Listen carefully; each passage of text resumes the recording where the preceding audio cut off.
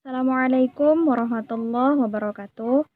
Nama saya Revita Ayu, NIM 0403183176, di mana pada kesempatan kali ini saya akan menjelaskan tentang tafsir ijmali untuk memenuhi tugas mata kuliah Tafsir Al-Mufassirun. Baik, kita akan masuk ke pembahasan yang pertama, yaitu pengertian tafsir ijmali. Tafsir menurut bahasa berasal dari kata al-fasl yang artinya menyikapi sesuatu yang tertutup. Sedangkan menurut istilah, tafsir banyak sekali didefinisikan oleh para ulama. Salah satunya Al-Jarkasi dalam Burhannya mengartikan tafsir sebagai berikut. Tafsir adalah ilmu untuk mengetahui ayat-ayat Al-Quran yang diturunkan kepada Nabi Muhammad SAW serta mengeluarkan hukum-hukumnya dan hikmah-hikmahnya. Dan pengertian ijmali secara bahasa yaitu ringkasan, global, dan penjumlahan. Dengan demikian, pengertian tafsir ijmali adalah penafsiran yang dilakukan dengan cara mengemukakan isi kandungan Al-Quran melalui pembahasan yang bersifat umum ataupun global. Dan sistematika penulisan tafsir ijmali sesuai dengan urutan ayat-ayat dalam Al-Quran dengan menggunakan bahasa yang populer dan mudah dipahami. Pembahasan yang kedua yaitu sejarah metode tafsir ijmali.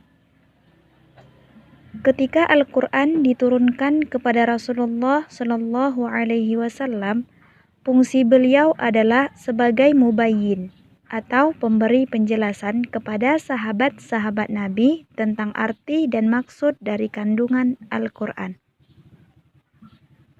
terutama dalam kaitannya dengan ayat-ayat yang tergolong tidak dipahami ataupun samar artinya.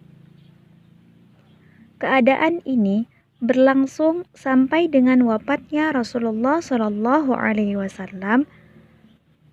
Posisi Rasulullah SAW dalam kaitannya dengan penafsiran Al-Quran ini dikatakan sebagai Al-Mufassir Al-Awwal atau Mufassir pertama.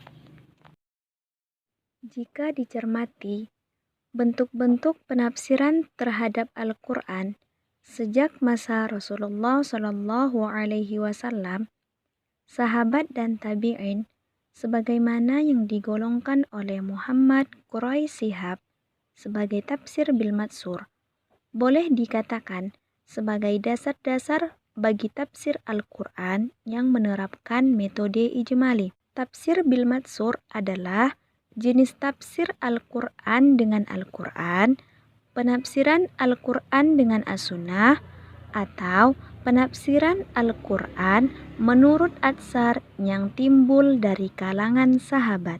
Adapun langkah-langkah yang dapat ditempuh oleh para mufassir yang tergolong dalam metode tafsir ijmali ini yaitu sebagai berikut. Yang pertama, menentukan ayat Al-Quran yang akan ditafsirkan menurut urutannya dalam mushaf atau menurut urutan turunnya.